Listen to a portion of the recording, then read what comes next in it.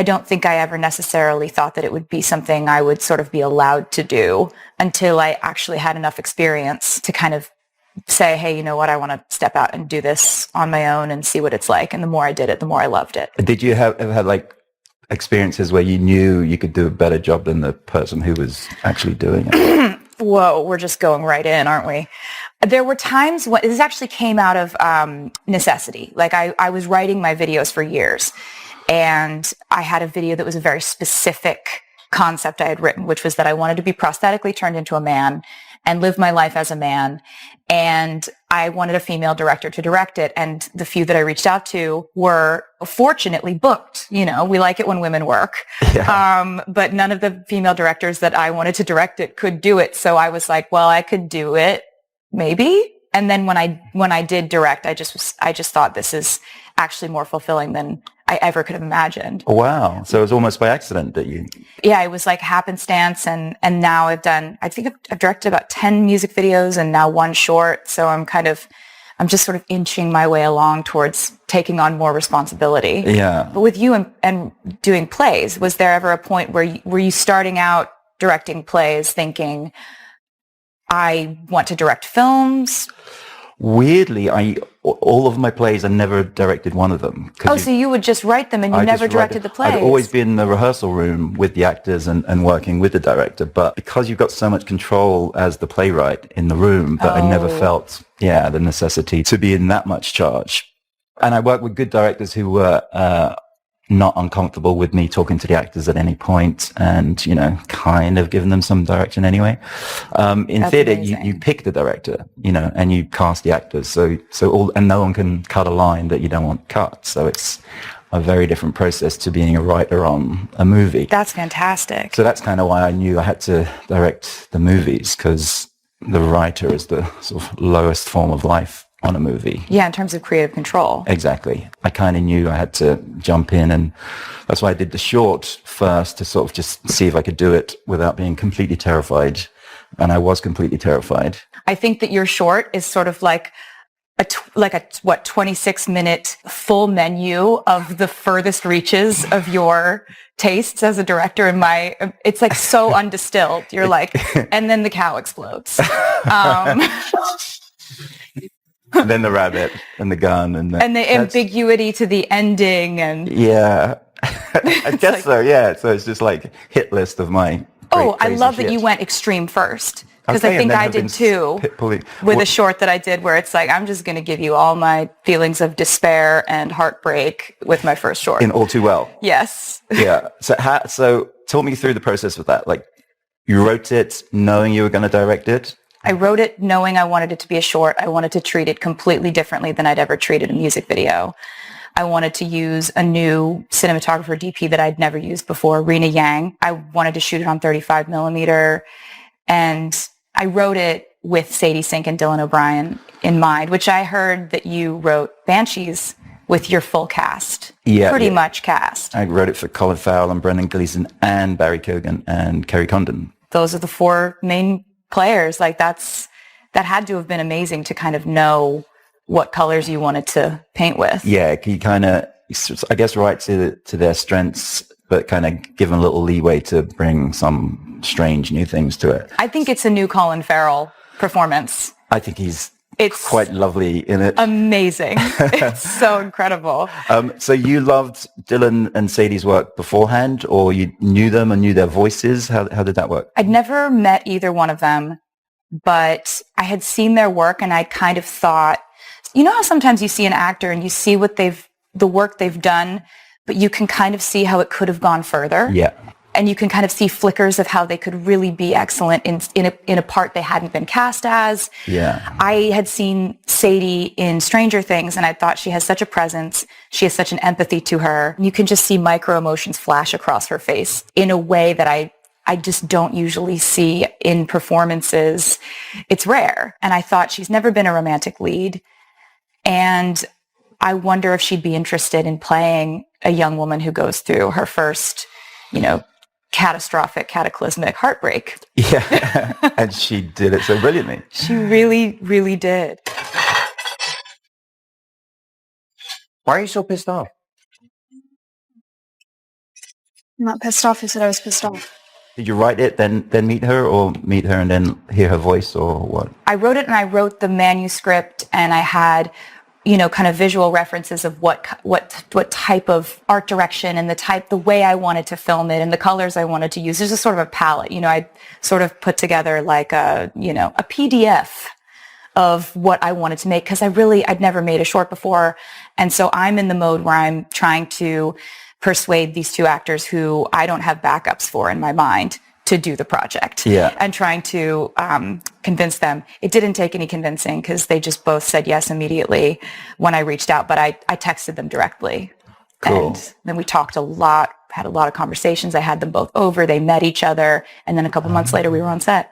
Wow. And so the script was like 20 pages or 30 pages? Or, Yeah. it had dialogue and all that? It had dialogue. I'd scripted out some scenes of them falling in love, the scene of them falling apart, breaking up, and then I'd had this argument. And I'm really interested in this argument. so the argument was the one that we ended up keeping as a scene. I knew I wanted one scene to play out, and I didn't know which one it was going to be. So Play out without music? Without music, because I thought that it was just important to get a very potent glimpse into their dynamic, and I didn't know if that would come through best with them falling in love, breaking up, or fighting. It turned out the fight was where we saw the most of who these people are and what the problems are. So could the song have stopped at any of those points? Yeah, we have it in the edit. We have it in art. It's on film somewhere, but Yeah. we didn't put it in because I just thought, I want to tell this whole story, but I want there to be one really, portal glimpse into their life where we stop the music, because the music does a pretty good job of explaining the arc. And just shooting that, how did it go? It ended up being one shot. We had Rena with the Steadicam, and we were just going to shoot it as many times as we needed to get the coverage that we needed. But it turned out that it was one of those magic takes where we don't cut till probably 85, 90% through that scene. Wow. My producer and I were just at the monitor, just clutching each other. Oh, I love it when that happens. Just, so it was fantastic. And I think you strike me as someone who has a lot of trust in your actors. Yeah. And that was that leap of faith moment of putting them in a room and they're having to fill in all the blanks of this chemistry. And we had talked at length about the dynamics of this fight. And it really comes down to the fact that she does not feel seen within this relationship. And on some level, he doesn't either, because both of these people are essentially saying, you don't understand where I'm coming from. Yeah. And you can't understand where I'm coming from. Well, one of the things I loved about it, sorry for interrupting, was it did feel completely balanced. I think the song mostly is sort of from her point of view, but that scene was equal. I think was quite so surprised too. In a lovely way that was there. Hey, come on. I don't want to fight. And so was that all your dialogue? Was it partly improvised? Or it was partly improvised. I had written out that fight with the same arc and it being about the same thing. We had just talked about it so many times, about what this fight is about and what sort of things they would be saying to each other. It's a testament to them as just brilliant actors and collaborators that they went in there. And there were some things that Dylan would just blurt out, or that Sadie would say, and I'd just be sitting at the monitor going, oh my God, we are keeping that in the cut. So is the one we see, was that like first take or only take? It was the first take. Wow. And then we did one or two more, but that was the one where I was like, if you have it, you have it. Yeah. And I knew we would use that one for the most part, for the predominant length of that scene, because it just did everything I wanted it to do. And is it moments like that you felt made it a short film and took it away from the usual sort of music video milieu?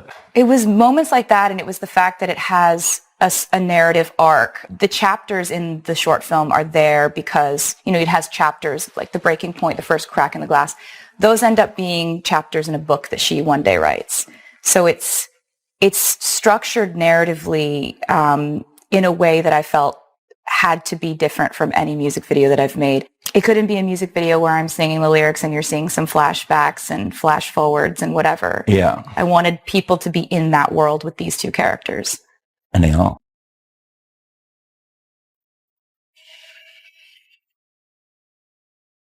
I think in terms of breakups and people fracturing and people falling apart, watching Banshees, first of all, it's such a special film. Watching it with other people, I think it's one of those films that's going to hit home and make people think and make people talk about it afterward, because I've been talking about it ever since. What was with it about? Analysts and other friends, So I hear? so I've been talking to it about my friends, and one thing I think is that everybody relates more to one of the main characters, whether you're going through like what Colm is going through, or Powerick, or Siobhan. I think it really depends on what you're going through. I talked to a friend of mine who's a therapist, and she was saying if someone brought in this dream to me and said, I had this dream, I don't want to spoil anything, I'm wanting to cut a part of my body off.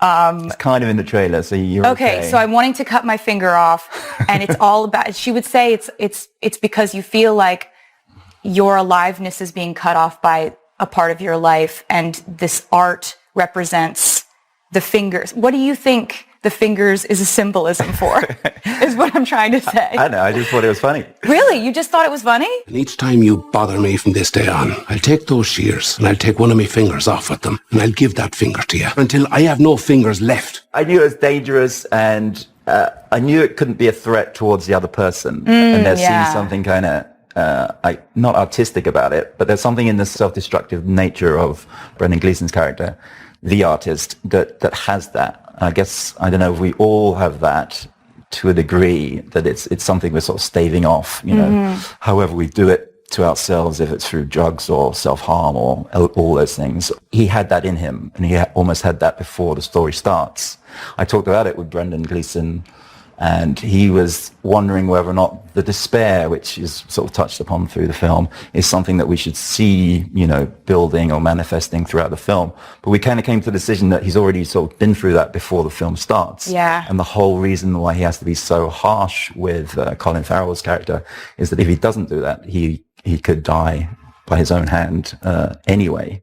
Wow. So that kind of explains how tough he's being, because he isn't, I think in those first scenes when he says, I'm just not your friend anymore, will you leave me alone? It's being overly harsh for just to get it through to him. I think things kind of unravel when he's being a bit nicer about it. So him saying, I don't want to be your friend, is actually the last straw in something that's probably been building for ages. I think so. Yeah. That's what it felt like. A dramatic last straw, yeah. But the fingers thing, the thread of it, I didn't know, I never plan out a script beforehand, so I never do a treatment, and I never know what's going to happen from scene to scene. So I was kind of shocked when he came into the pub and made that threat. But after it happened, it kind of throws everything up in the air, and anything could happen after that. So when you sit down to write a script, you haven't storyboarded the arc of it, you just see what happens. Yeah, just have like a vague idea of the characters. With this, it was basically, you know, one guy doesn't want to be friends with another guy anymore. I love how you say you were shocked by it, as if it was sort of an involuntary thing that just came out of your brain without you having anything to do with it. It totally was. I love that. Yeah, I love it when that happens. Plot twists like that, if you don't know that they're going to happen, hopefully the audience won't see it coming too. You know the story's going to probably not have a happy ending, not necessarily, or a happy next few scenes. Yeah. when something weird like that happens. It's delightful to watch. It's so sprinkled with and Seven Psychos too. He's a brilliant DP. I guess both of these things we're talking about are breakup movies. Yes. To a degree. Mm-hmm. I think you said at TIFF that you found it hard to even sing that song 10 years before. So I'm imagining you couldn't have directed it way back when. No way. And, you know, back then I was just starting the process of writing music videos and starting to, you know, kind of use songs as a prompt, as like a creative writing prompt, and then carry out the visual and make a video. But I was not in a place where I ever, first of all, emotionally, I was going through exactly what the short film depicts. And I think that time is such an incredible asset to us when we have these stories that are hard to tell in the moment, because it's good if a story is hard to tell. That means it's incredibly emotionally potent. Yeah. But it's impossible to tell it with perspective and truth if you're in it sometimes. Yeah. Yeah. Sometimes that amount of intensity can be actually stifling. Yeah. And I think that having just the privilege of being able to tell this story, the fact that it was something that the fans wanted.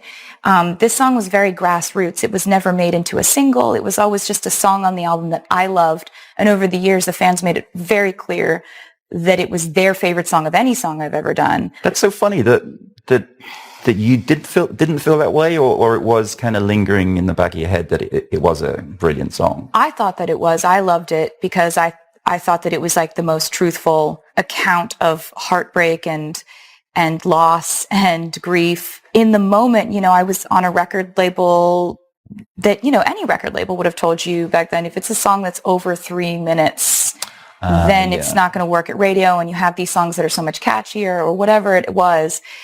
Things unraveled in such a great, weird way to make this song exist the way that it does now.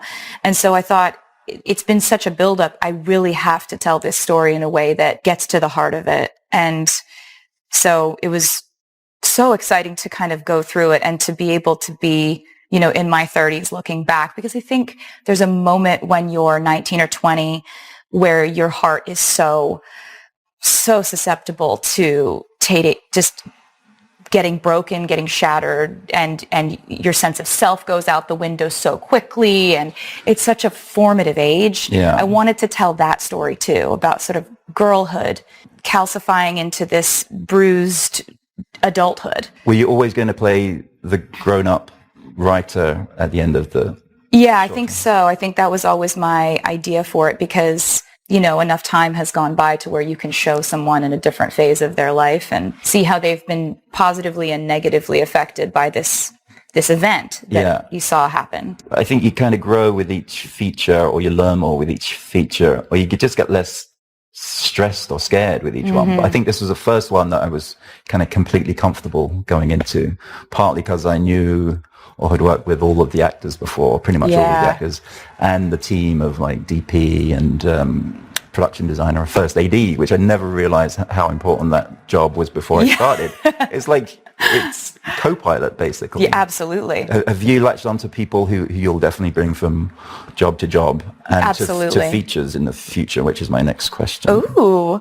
I definitely have people I've worked with who I thought were sort of imperative and integral to the process of making what I made. And yeah, I would absolutely work with people again. I also want to branch out, and I'm such a fan of so many people who are out there being a part of crews on films that I love. So it's sort of half and half. There's a part of me that really it has so many people that are so talented that I want to work with, but I also have people sort of in my back pocket that I've thought, working with them was a dream, and I wouldn't want to change that up at all. So would that be like a list of DPs or actors or DPs? It'd be production designers. It'd be, first ADs. It'd be camera operators. It's costume design, wardrobe, hair, makeup. It's kind of, I've got a little list of people who, because I love film, I love watching movies, and I love when you see a film that takes you to a different world. I now ask myself, okay, who was in charge of that part? Who was in charge of that part? Who made me feel this way? Yeah. So which films in your youth or 20s were those that you kind of made you want to be a director? Oh, wow. I think there are so many that I love over my life, but with the short film that I made in terms of heartbreak, this is really recent, but The Souvenir Part 1 and 2, I absolutely loved. Yeah, they were beautiful. They're beautiful, gorgeous, and they were about somebody, making art through heartbreak. And so I absolutely loved that. I loved Marriage Story. And I love a lot of films in the 70s that really, like, I don't know, Kramer versus Kramer, for example, just kind of the dissolution of the belief system that is a relationship is very fascinating to me. Do you think all of your work is going to be relationship based, or are you going to, could you see yourself doing like a sci-fi or a Western or an Irish something? I couldn't see myself doing sci-fi at this point in my life. I don't think that's where my strengths would lie. I don't think I would go headlong into another heartbreak story, because it's just, just did that. It takes a lot out of you. But what about you? I mean, you just told a really epic friendship heartbreak story, which I think is an angle that is, of all the stories that are told, I haven't seen that touched on, that relationship dynamic. Yeah, they don't usually have sort of platonic old guys on an island breaking up. It's so important that it happens to everyone, and it's so important. That friendship breakup is a weird one. And it's not really, you're right, it's not really talked about in modern culture too much. No. But it can be the most devastating breakup of all, I find. Even though I think this one was written more through like a heartbreak point in my life. So I think the sadness in the script was coming from that kind of point of view. I didn't hear those to be a session. Last minute thing. Colin decided. All the ladies love Colin, you know? Always did. Yeah. That's not true. I assume you want to make features. I do now. And would the plan be to write a script or get a script from somewhere else? Or? I would want to write it. It's so much easier for me to visualize how I would want to shoot something and how I would want to tell a story if I know exactly where it came from. And I know exactly why each line exists. And me too, actually. Yeah, I'm preaching to the converted. That comes through in what you make, I think. It's just such a sincere reason for everything existing the way it does. And I think there's a subtlety also. I loved how Banshees was shot. Thank you. It was gorgeous. It was expansive. You feel like you're getting a cinematic escape. It's really about the acting. It's really about the story. It's about the weight of it all. And it's not, I love a trick shot. It's fun, when you put a camera in a ceiling fan or whatever. But like this is a different story that's told, I think, in a very pure way. And I thought the restraint that you showed was actually one of the most beautiful parts of it. Thank you. I finally found some restraint. That's good to hear. Yeah, I mean, it is a quiet film, I think. It's a quiet... That's why I've been kind of surprised that it's going over so well. But I thought, it's a quiet, sad one. It's not the Marvel DC universe, I guess. Quiet, contemplative... It is not. It is not the same kind of film. But I think, yes, it's a sad film in one way. But there's a lot of, beautiful humanity in it. I hope so, yeah. That's very warm. And a beautiful donkey. Such a beautiful donkey. There's an incredible donkey in this film. I love casting. Little Jenny or something? Jenny, yeah. Jenny in real life and Jenny in the story. Dreamboat, little Jenny. Jenny, just play yourself. Just keep doing what you're doing, Jenny. She was a little diva, actually. Really? She is quite, of all the cast. I've heard that about asses. There were a lot of animals in this. Yeah. There are horses, there are donkeys, there's dog, there's an amazing dog. Yeah. So directing animals, is that something that you had a lot of experience with before, or? Not really. I've had rabbits, as you mentioned, in Six Shooter. That's a harrowing rabbit cameo. Yeah. Oh, yeah. There was some rabbits in Seven Psychopaths, I think. Mm-hmm. They survived. But I love having them around on set. And Colin Farrell says, he quotes the old adage of you shouldn't work with children and animals, but he loves it, and I love it too, because they're just like innocent little, like everyone in the crew just loves being around them, especially Jenny, like little Dreamboat. Yeah. I watch the film now, I'm just looking at the animals. I don't care what Colin and Brendan are doing. The devastating scene where I'm not going to give any spoilers, but when Colin comes home to find something devastating has happened, there's a horse. Doesn't the horse reacts, sort of... Yeah. The horse kind of is like, look over there. Yeah. There's something over there you should see. Totally. Yeah. And then goes and sniffs, and it's as if the horse knows the story, I feel like. Yeah. And that horse, weirdly, because the horse was so good in some of the early scenes, I kept adding more and more for the horse to do. The morning of that shoot of that moment, we didn't have the horse in it, but I thought it would be so wonderful to have those innocent eyes on that moment too. And I think that the horse makes that. I think shot, so too. Really. That scene, I think, is one of the most powerful scenes. Colin Farrell is just incredible in this, and it's the moment where everyone in the theater was kind of audibly weeping near me. Yeah, I always hoped that would happen. He's so brilliant in that moment, so raw and broken, I guess. And sad, which reminds me of Sadie's moment in your video. Yes. And just for me, for Colin, there was no direction to be given that morning, because I knew he would find the place. And my job was to get out of the way, maybe, have him do it an extra time or two, but try and just leave it up to him. Is that how you work with Sadie on With Sadie, that moment? she is so incredible and so good that it was a very similar thing where I had a few conversations with her about how she likes to work in those kind of intense emotive scenes. And I think she does a lot of prep work on her own, but she also had this song that she says always makes her cry, which is Savior Complex by Phoebe Bridgers. Brilliant song. Which your partner actually directed the video for. Yeah, Phoebe did. The two Phoebes. So there's another tie. But we ended up, playing that song on set, giving Sadie the room for a while. There was also we wanted her to look like she'd been crying, and the kind of body heave of that, there was screaming into pillows and stuff. And some of that we did together and some of that was just her on her own. But we wanted to give her a lot of space in the room. So you and her would clear the room, scream into pillows together. Really? And then she would do that on her own and do body work to make herself. You'll notice that her skin, you can see just the redness of, it's someone who's been crying for a while. It's that just excruciating, heaving, sobbing pain. She's an incredible actress. She has been doing this since she was a little kid. So I think she has her processes, but it was, there was a music element to it, which I think is just like a beautiful thing when music can touch someone in that way. Yeah. So yeah. Colin, I know, has earphones in. There was another scene on the cart where he's sort of tearful.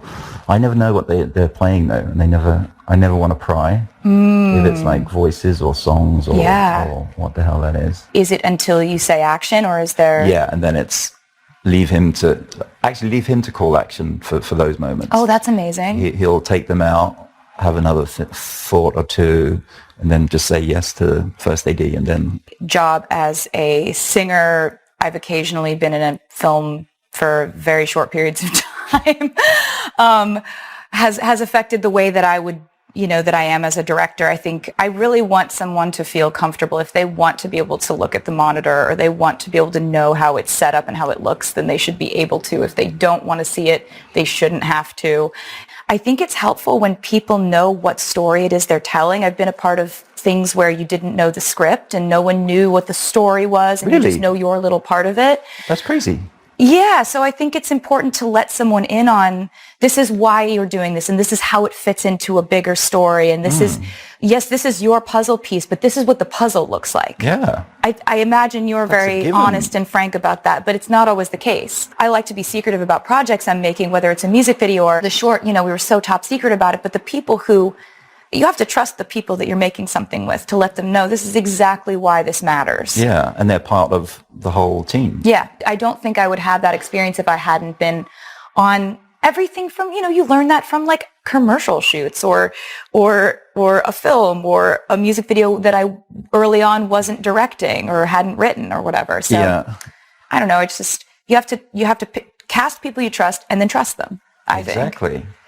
That's all directors should do that, and not all of them do.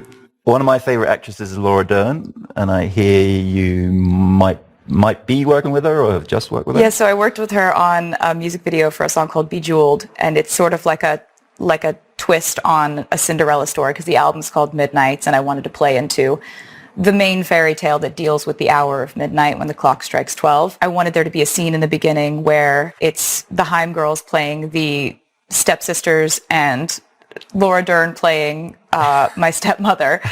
And working with her was absolutely incredible. She's one of these people who is just as wonderful off screen as she is on, and I'd heard that about her. If you love someone's work but you hear they're really either like sadistic or bad to people or just or hate doing it. Some people like hate acting. Yeah. Even though they're really good at it. Yeah. So I'm not like wanting them. I don't need it. Yeah. Same here. So I've heard that Laura Dern is like, loves it. is passionate about it, is doing it for the right reasons, lovely person, and is also brilliant. So I wanted to work with her. I reached out to her and she came to set, and it was just like the most wonderful time. And I feel like I want to know her forever. Wow. I simply adore a proposal. The single most defining thing a lady could hope to achieve in her lifetime.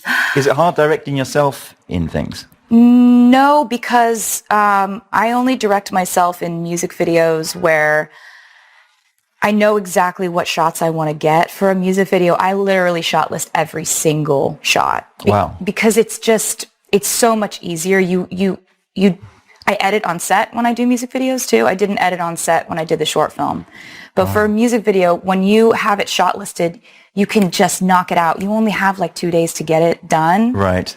So I'd rather just hit that, slot it in for a video. So it's like not even 2 or 3 takes? It's like, or is it? If we get it for a music video, if we get it done in 1 take, I move on. Wow. But that's not how I approach the short film, and that would not be how I would approach doing a feature film. Every time I sit down with someone like you who's making work that I adore, that I respect, it's educational for me to learn how people work and how they make things that I think I think this is one of the best films I've ever seen. Oh my God, really? I do. Thank you, Taylor. I've been talking about it for weeks. Thank you. I think I relate to the most Powerick. I think my friends, they'll be like calm because they're like, I realize that idle time is affecting my art.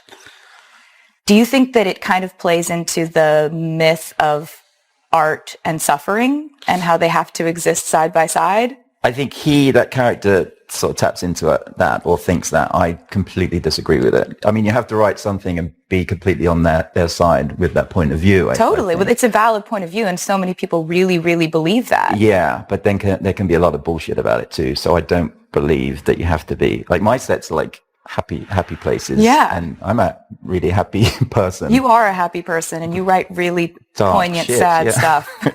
Poignant, sad, just dark shit. I think it's really interesting, the idea of channeling something very dark and sad and somber and about grief and all these difficult things, but having like a lovely, great time doing it. Yeah. It's really strange because I don't think that anybody would imagine, you guys telling this story, or even on the short film, like me and Dylan and Sadie telling a story about just life-altering heartbreak, but on set we're just like, oh, this is so fun. That take was amazing. Exactly. That's the funny thing about it. Like Colin and Brendan had a chat at the start. Do we need to keep space between each other? Do we need to enact it in real life? And they both were so happy that they both agreed that no, they're just going to have fun. And act it. It's just like that part is a myth, that you have to suffer to make good art about suffering, or that you have to suffer in order to make art in general. Like, yes, it is a cathartic thing, but oftentimes I think that writing about your pain or your suffering, it sort of gets out the poison. Yeah, it helps. It does. Yeah, because as I said, this script was written in a sort of place of sadness and heartbreak. But even the evening of, having finished those few pages, is like, that's pretty good stuff about my heartbreak and suffering, which is great to be able to have that. And I'm not sure if that's an age thing or what it is. Like, do you feel like your songwriting is different, even if you're talking about a heartbreak song? Are you different in that writing now as opposed to how you were when you were 22? Yes, I definitely feel more free to create now. And I'm making more albums at a more rapid pace than I ever did before, because I think the more art you create, hopefully the less pressure you put on yourself. If you stay ready, you don't have to get ready. If you keep making stuff, you just keep making stuff, and hopefully you get better at it. It doesn't have to be so, you don't have to belabor it and polish the doorknob so long that you forget to open the door. I haven't really done that, but I like the idea. I used to do that when I was writing plays. I'd bang out another one and another one, and there's less pressure that way, I guess. Yeah, I think it's just a phase I'm in right now. I might be in a different phase in 2 months. I have no idea. It's just recently I've found that the more things I make, and the happier I am. Yeah. And everybody's different, and there are people who put an album out every 5 years and it's brilliant, and that's the way that they work. And I have full respect for that, but I am happier when I'm making things more often. So do you carve out time every day to be productive in that way? No, it kind of pushes through without asking permission. We were talking about like involuntary ideas, like when you were saying, oh, and then it surprised me when he went into the pub and he didn't have a finger.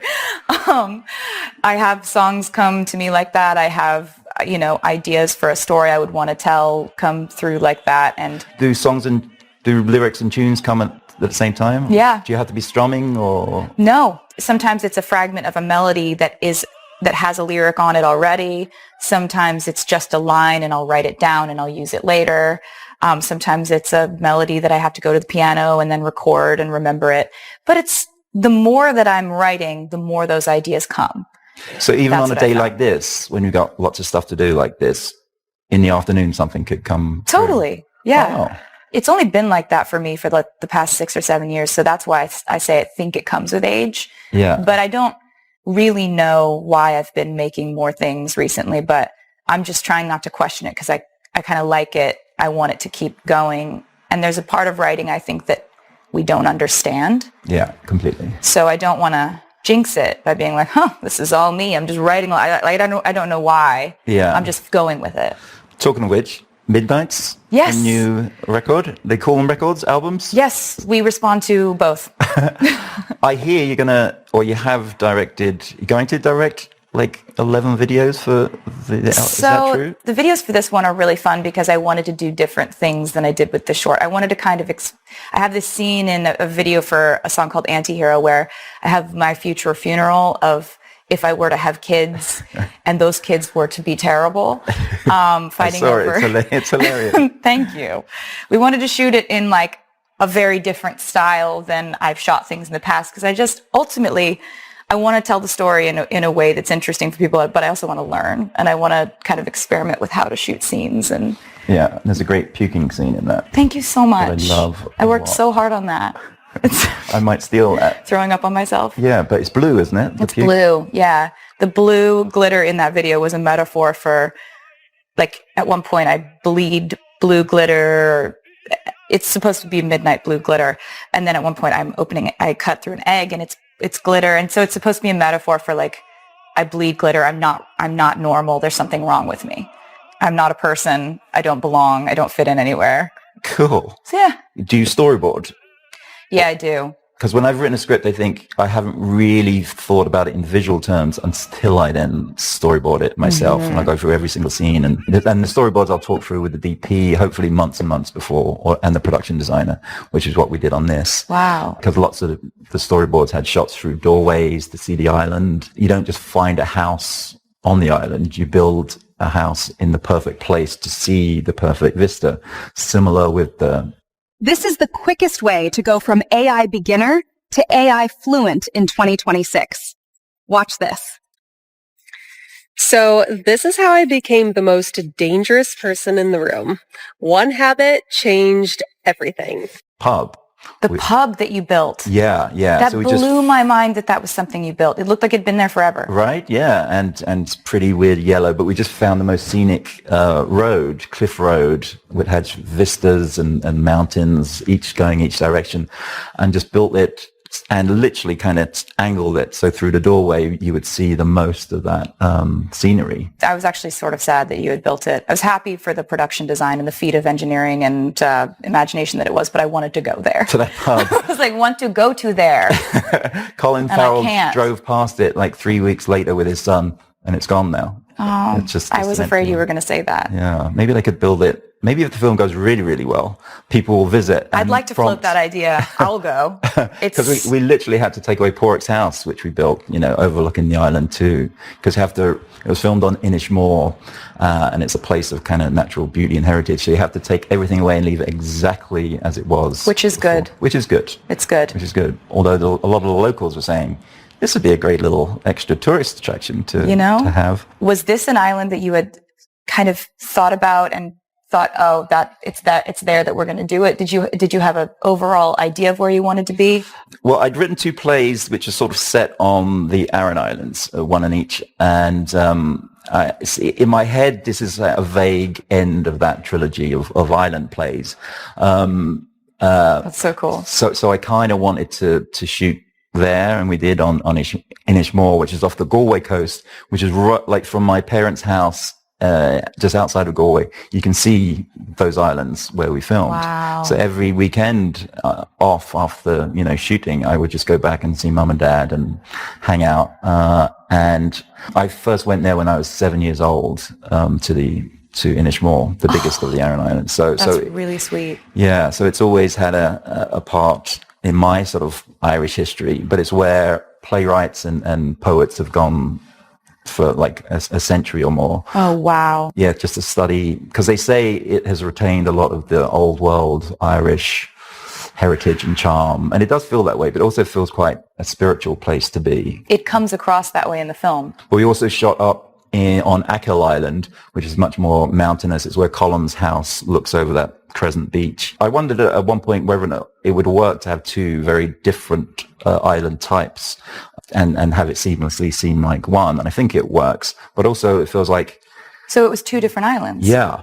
Wow. Yeah. It absolutely works. Good. I was completely fooled. I mean, the island and the sort of the remoteness of it and the claustrophobia of the beauty meeting the remoteness of it is, I think, it's a plot, it's a character, it's a theme.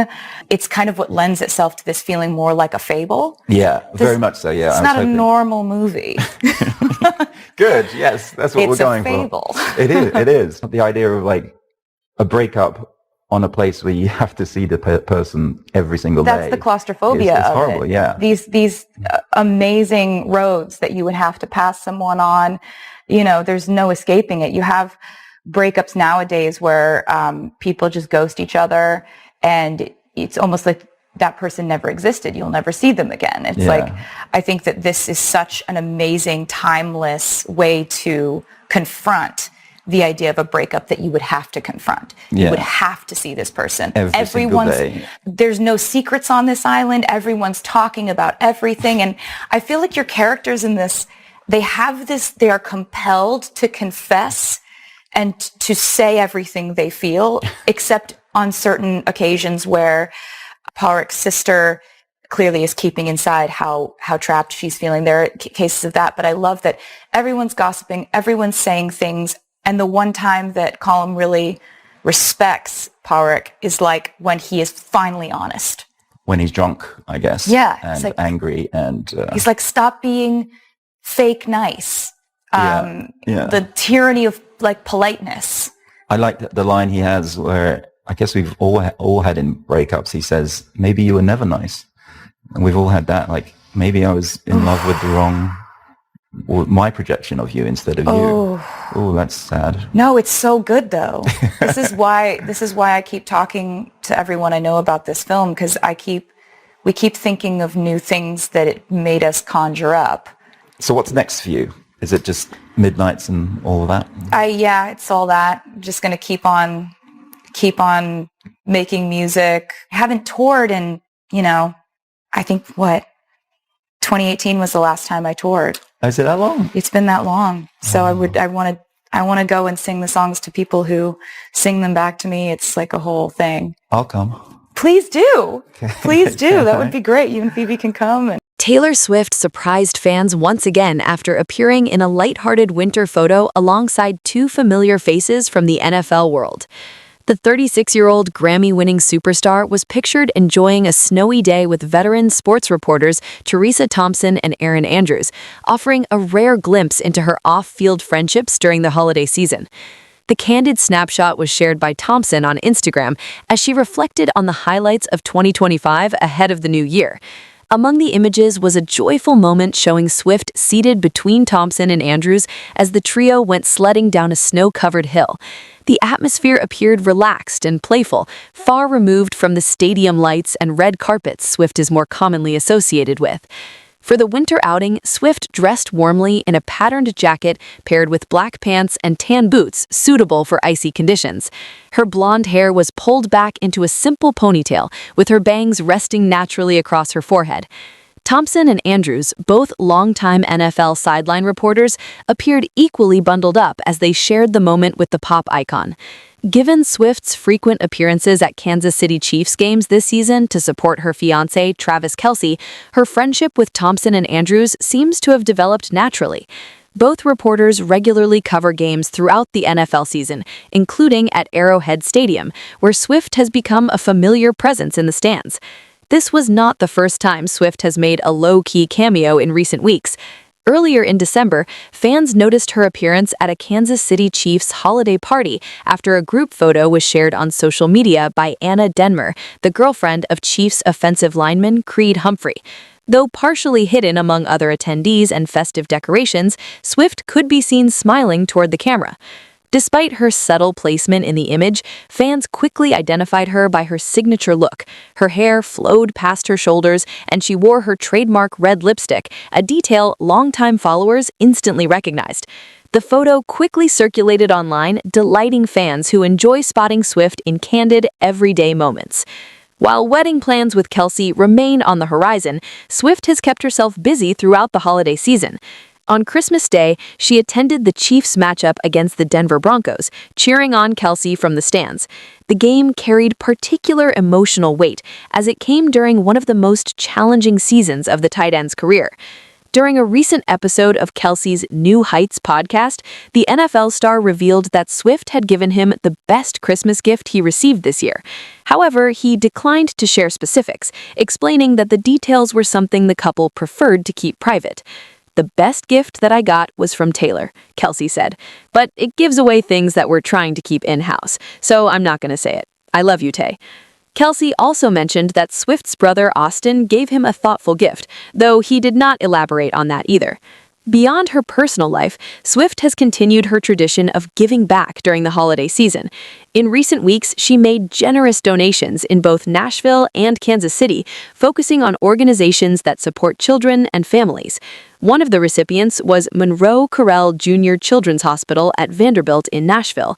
Swift has a long-standing relationship with the hospital, having opened the Taylor Swift Education Center there in 2016 and making multiple visits to young patients over the years. Hospital leadership expressed deep appreciation for her continued generosity. Dr. Juan C. Salazar, chair of the Department of Pediatrics at Vanderbilt Health, shared his gratitude in a statement published by Vanderbilt University Medical Center.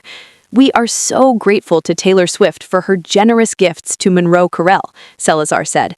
"These gifts are incredibly timely. We are seeing continued increases in the number of patients and families who turn to us for care, and this makes a meaningful difference for everyone involved." Swift's impact was further highlighted by Dr. Deborah Friedman, director of the Division of Pediatric Hematology and Oncology, who emphasized the long-term importance of such contributions. "The future of adolescent and young adult cancer research and care is full of progress and possibilities because of the generosity of donors like Taylor Swift," Friedman said. "Her support allows us to personalize cancer care for the unique challenges these patients face, leading to improved outcomes." In Kansas City, Swift also donated to Operation Breakthrough, an organization dedicated to providing education, meals, and opportunities for children from underserved communities. The nonprofit acknowledged her contribution in a post on Instagram, thanking her for supporting creativity, education, and opportunity for more than 750 students. One of the most touching moments of the season came from Arrowhead Stadium itself. Catering attendant Robin Gentry shared an emotional Facebook post after Swift left her a $600 tip during a game. Gentry later spoke to TMZ, explaining that the gesture came during a particularly difficult time in her life. Following the recent loss of her children's grandmother, Gentry said she had been struggling emotionally and financially. "Everything is hard right now. I just wanted to give my kids the best Christmas possible." She described Swift's tip as completely unexpected, noting that she and her colleagues had not worked directly. "She didn't have to do that," Gentry said. "We weren't even working for her. None of us encountered her personally during the game. She didn't have to do anything for us. Gentry referred to the moment as a Christmas miracle, emphasizing how much the act of kindness meant to her family. As Swift continues to make headlines for both her generosity and her relationship, Kelce remains at a crossroads in his professional career. With the Chiefs enduring their most difficult season in over a decade and missing the playoffs for the first time since 2014, questions surrounding his future have intensified. Four-time Super Bowl champion Rob Gronkowski recently offered advice to Kelce during an appearance on Good Morning America. "Listen to your gut," Gronkowski said. "If you truly love the game and feel like you belong out there, then weigh your options and take your time.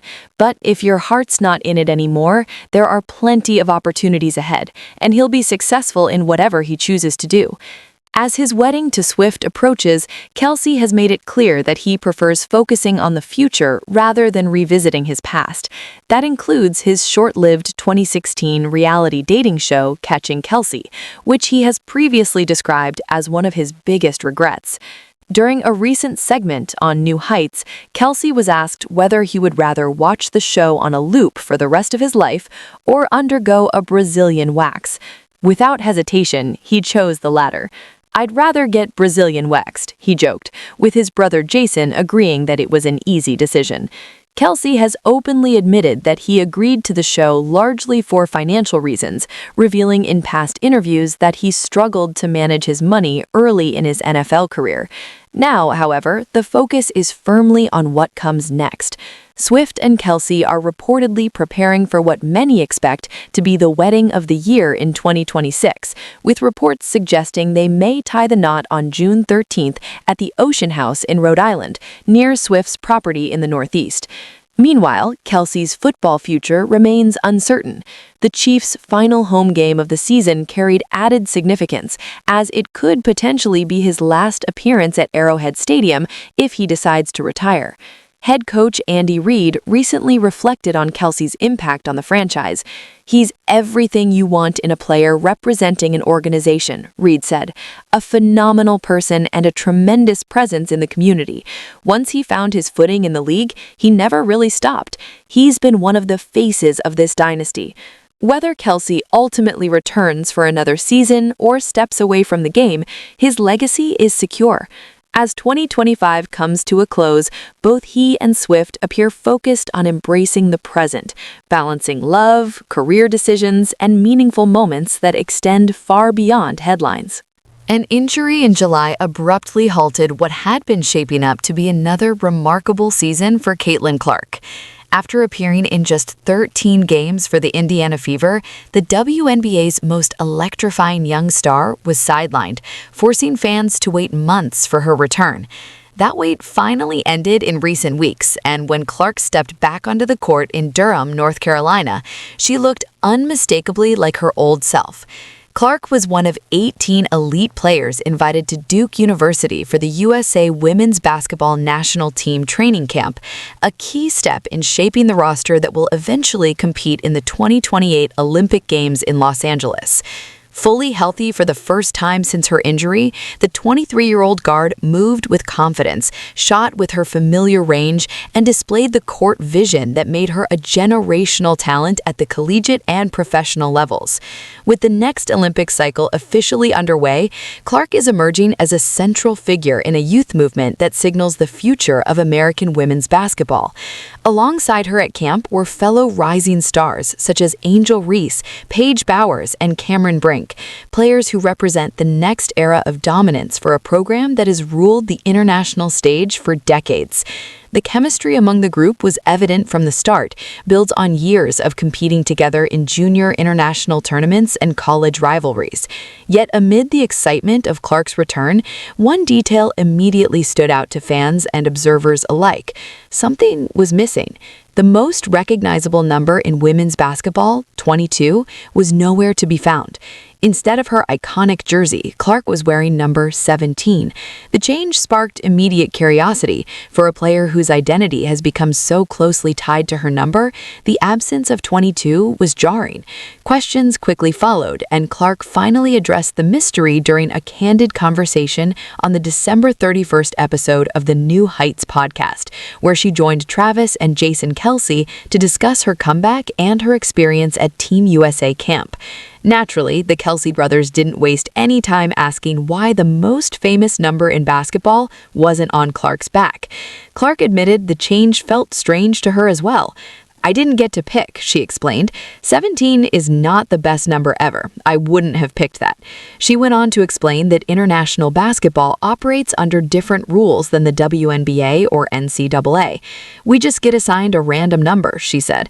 "If I eventually make the team, it's weird. In international basketball, I think it's numbers 4 through 15. Those are the only numbers. Isn't that weird? Like, you don't get to pick, at least for the United States." Despite the unfamiliar number, Clark's presence on the court made one thing clear: her talent remains unchanged. In her rookie WNBA season, she rewrote the record books, becoming the first rookie in league history to record a triple-double. She also set the single-season assist record with 337 and posted rookie highs in scoring with 769 points and 122 three-pointers. At just 23 years old and finally healthy, Clark is focused on the long game. Missing the Paris Olympics may have been disappointing, but with Los Angeles firmly in her sights and her body fully recovered, the number on her jersey matters far less than the impact she continues to make. For fans, seeing Clark back on the court was a relief. Seeing her in a different uniform number was a shock, but one that quickly faded as she resumed doing what she does best. Clark was one of 10 players making their senior national team debut at the camp, a group that represents the future of a dynasty. For nearly 3 decades, the U.S. women's national team has stood as the most dominant force in international basketball, winning 8 consecutive Olympic gold medals dating back to the 1996 Atlanta Games. The Durham camp was more than a training session. It was a passing of the torch. During the week, Clark reunited with longtime junior national teammates such as Bowers and Brink, with whom she previously captured gold at the youth level. Their familiarity and chemistry underscored a simple truth: the next generation is ready to uphold the standard that has defined USA basketball for nearly 30 years. While Clark looks ahead to the future, another major figure in American sports finds himself at a crossroads. Travis Kelce's high school football coach may not know when the Kansas City Chiefs tight end will decide to retire, but he is certain of one thing: whenever Kelce steps away from football, another career will be waiting. "You'll see him in movies," Cleveland Heights high school coach Jeff Rotsky told Cleveland Jewish News in a story published December 30th. "Travis will be successful at whatever he chooses to put his mind to. I'm excited for him to become a husband." Rotsky praised Kelce's ability to handle fame and pressure, something few athletes manage with such consistency. "There are very few people in the world who can handle the limelight the way he does, and Taylor is the kindest young lady. I've only met her 3 times, but she is so humble, nice, and wonderful. Seeing how happy they are together makes me very happy because they truly support each other." Kelce and Taylor Swift, both 36, announced their engagement in August after 2 years of dating. While the couple has kept most wedding details private, Swift hinted during an October appearance on the Graham Norton show that planning is underway.